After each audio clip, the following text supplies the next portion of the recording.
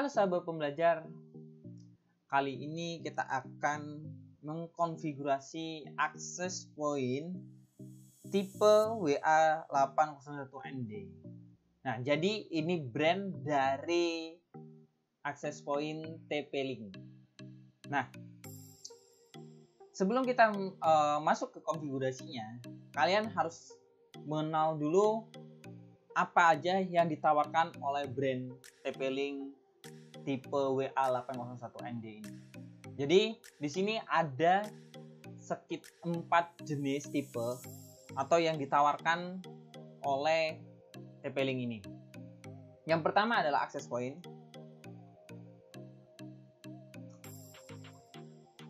Yang kedua adalah repeater. Yang ketiga ada client. Yang keempat adalah multi SSID. Nah, jadi nanti akan saya jelaskan satu persatu apa sih perbedaan masing-masing TP-Link ini. Nah, yang perlu teman-teman ketahui terlebih dahulu adalah cara mengetahui SSID atau password dari si hardware tersebut. Nah, teman-teman, ketika teman-teman melihat kayak gitu access point dalam bentuk fisik, kalian balik saja di belakang atau di bawah dari si access point tersebut memberikan informasi. Informasi apa saja? Pertama, informasi cara akses atau cara masuk ke dalam settingan tersebut dengan cara link TP-Link ap.net atau menggunakan IP address defaultnya 192.168.0.254. Yang kedua, teman-teman akan dapat informasi tentang SSID awalnya F95A. Dan teman-teman juga akan mendapatkan informasi tentang mengenai passwordnya. Password pertama kali ketika kita mau setting, kita harus login atau kita harus terkoneksi dengan memasukkan password ini. Nah, yang kedua, untuk aksesnya, teman-teman untuk akses masuk ke web browsernya atau masuk ke dalam settingannya akan diberikan secara default username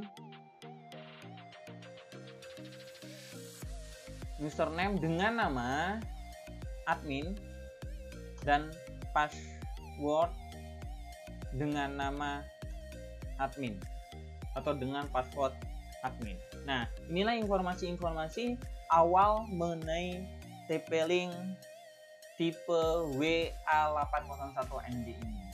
Oke ya, kita langsung saja melakukan konfigurasinya, yaitu kita copy dulu passwordnya dan teman-teman harus terkoneksi dengan access point. Pastikan kayak gitu hardware ini sudah terkoneksi atau dia sudah terkonfigurasi kayak gitu dengan cara klik saja, setelah itu connect.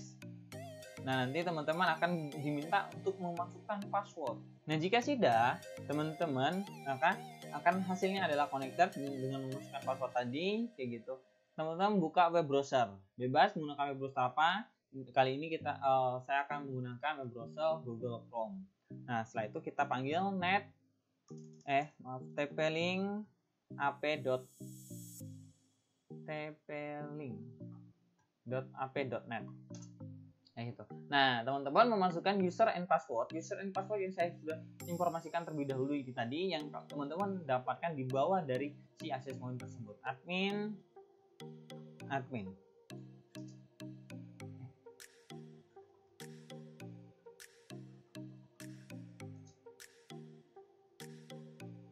Oke, ketika sudah masuk, kita sudah berhasil login, maka si TP-Link akan memberikan informasi defaultnya, yaitu seperti ini, versi firmware-nya, hardware-nya kayak gitu. Setelah itu MAC address dari si hardware tersebut dan IP address-nya untuk standarnya, subnet mask-nya bisa menggunakan default-nya. Setelah itu operasi modenya masih menggunakan access point, wireless radio-nya enable, SSID-nya untuk sementara TP-Link /AP/F995A dan lain sebagainya. Nah, setelah itu kita langsung ke bagian quick setup, kita langsung next saja. Next. Nah, ini bagi teman-teman yang mau merubah merubah user sama password tadi ketika login, yaitu kalian centang saja.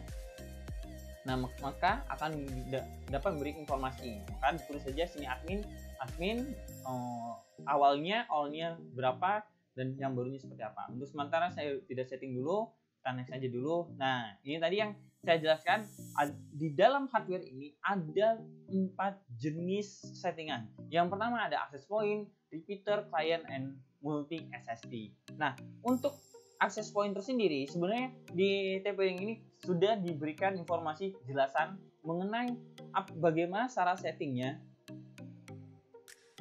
dan bagaimana cara penggunaannya. Nah, teman-teman bisa baca, tapi di sini kita masih menggunakan bahasa atau mode bahasa Inggris. Nah, jadi untuk perangkat yang pertama ini adalah perangkat ini dapat dihubungkan ke jaringan kabel dan mengubah akses kabel menjadi nirkabel yang dapat dibagi bersama oleh beberapa perangkat. Nah, perangkat apa saja? Perangkat komputer, handphone, dan lain sebagainya. Nah, untuk repeater ini adalah perpanjangan tangan atau yang disebut adalah memperkuat sinyal. Misalnya, access point ini kan punya jarak tertentu, jaraknya misal 30 meter. Nah, ternyata teman-teman tinggal di area 25 meter. Jika teman-teman ingin mendapatkan access point dengan sinyal yang tinggi, maka teman-teman harus memberikan di situ adalah repeater atau access point ini teman-teman setting sebagai repeater. Untuk apa? Untuk memperkuat sinyal kayak gitu, sehingga dia di akses tersebut bisa lebih kuat lagi untuk sinyalnya. Nah, yang ketiga ada settingan untuk client. Perangkat ini dapat dihubungkan ke perangkat lain selain port Ethernet dan bertindak sebagai adapter untuk memberikan perangkat kabel ke jaringan nirkabel atau contohnya misalnya smart TV, media player, dan lain sebagainya.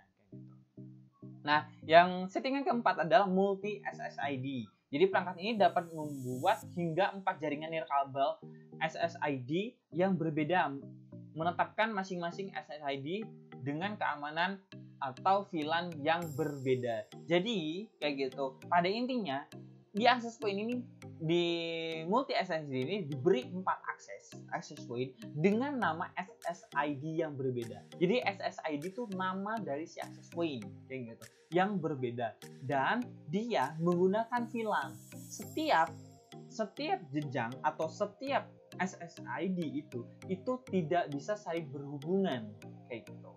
Karena apa? Dibatasi dengan si VLAN tersebut. Nah, bagi teman-teman yang masih belum paham apa itu VLAN, silahkan pelajari video yang sebelumnya saya pernah buat. Nah, untuk sekarang ini kita setting access point terlebih dahulu.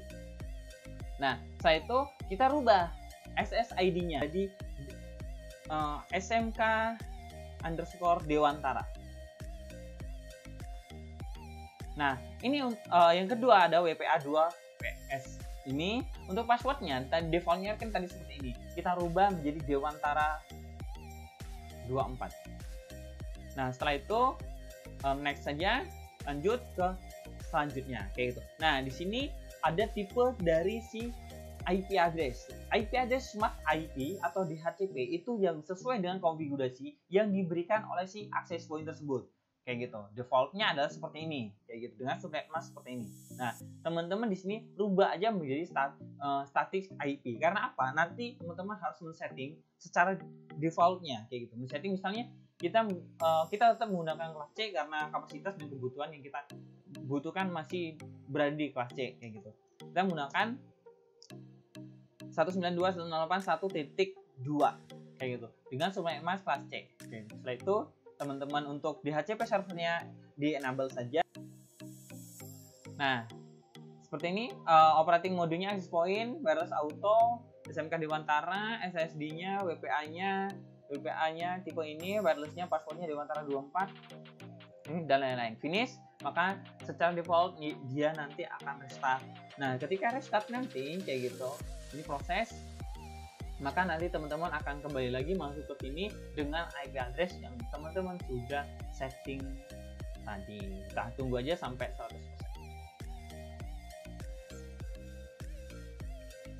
Oke, nah teman-teman, ini adalah hasil yang tadi itu dia no internet atau no connection karena dia kenapa seperti ini? Karena yang kita panggil aja tadi ada default awalnya. Nah sekarang kita akan panggil IP address yang sudah kita sesuaikan tadi, yaitu 192.168.1.2. Setelah itu kita enter. Oke, maaf, ternyata.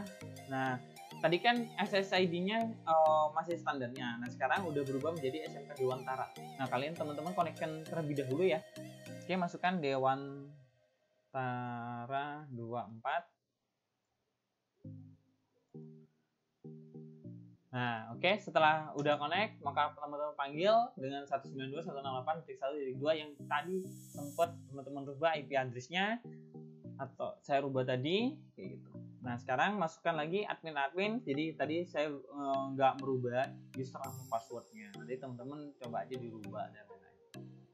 Nah sekarang login lagi, informasinya udah berubah sesuai dengan informasi kebutuhan. Nah sekarang kita akan setting bagian networknya. Nah teman-teman perhatikan di sini bagian network tadi mode kayak gitu. Nah ini yang kita sudah rubah tadi, yaitu untuk wirelessnya kayak gitu. Nah itu wirelessnya enable kayak gitu, terus ID-nya SMK Dewantara dan lain-lain auto.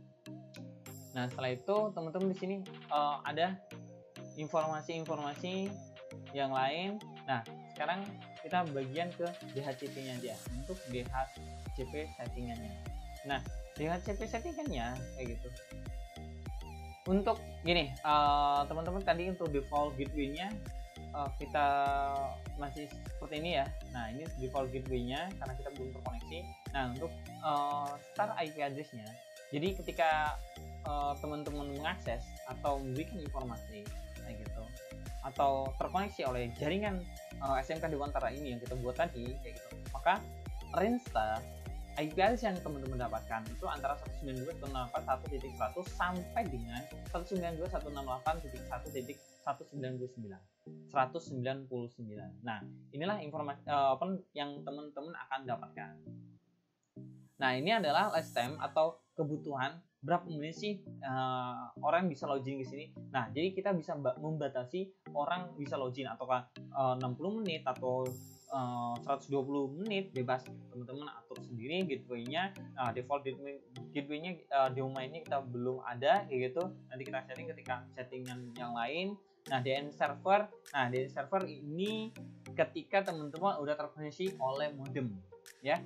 Ketika teman-teman sudah terkoneksi oleh modem secondary DNS server, jika DNS server ini bermasalah maka akan dia alihkan ke secondary DNS server kayak gitu. Nah, teman-teman berikan. Nah, ini apa? Teman-teman bisa dapatkan DNS server ini bisa dapatkan dari ISP atau dari provider. Jadi informasi seperti itu. Nah, itu aja mungkin yang saya bisa sampaikan mengenai